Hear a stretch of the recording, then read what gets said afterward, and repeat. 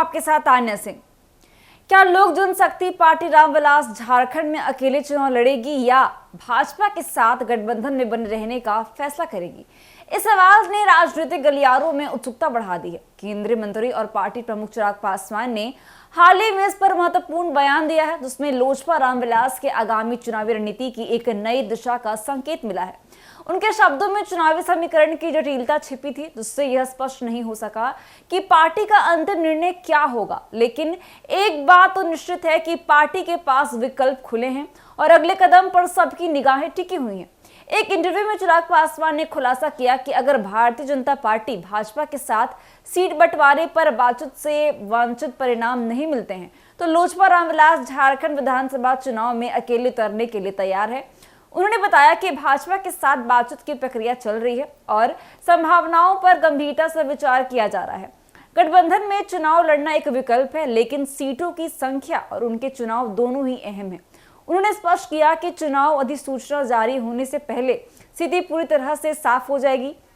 अगर भाजपा के साथ बातचीत सौहार्दपूर्ण ढंग से होती है तो लोजपा गठबंधन में रहकर चुनाव लड़ेगी, अन्यथा पार्टी अकेले चुनाव लड़ने का विकल्प भी अपना सकती है। चिराग पासवान ने झारखंड में एक जनसभा के दौरान यह भी कहा कि अकेले चुनाव लड़ना उनकी पार्टी के लिए एक बेहतर रणनीति हो सकती है। उन्होंने बताया कि गठबंधन में चुनाव लड़ने से पार्टी को सीमित सीटें मिल सकती हैं, जो अक्सर 1 या 2 जिलों तक ही सीमित रहती हैं।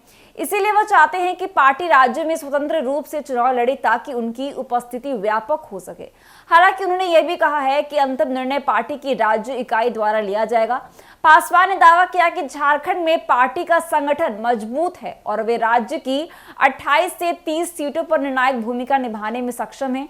झारखंड के बारे में बोलते पासवान ने कहा है कि राज्य अपने समृद्ध प्राकृतिक संसाधनों और युवावादी के कारण अवसरों की भूमि है। अगर सही ढंग से इसका प्रबंधन किया जाए तो यह भारत के सबसे समृद्ध राज्यों में से एक बन सकता है। लेकिन उन्होंने यह भी कहा है कि वर्तमान में झारखंड सबसे खराब बुनियादी ढांचे वाले राज्य में गिना जाता है।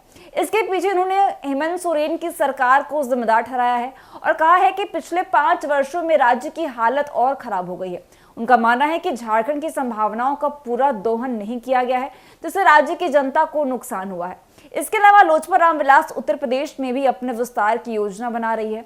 पासवान ने कहा कि 2024 के आम चुनाव के बाद किए गए विश्लेषण से यह साफ हुआ कि दलित मतदाताओं को एक बड़ा हिस्सा राष्ट्रीय जनतांत्रिक गठबंधन एनडीए से दूर चला गया था। इसका मुख्य कारण विपक्ष द्वारा फैलाया गया वह झूठा प्रचार था, जिसमें यह कहा गया था कि संविधान और आरक्षण खतरे में है।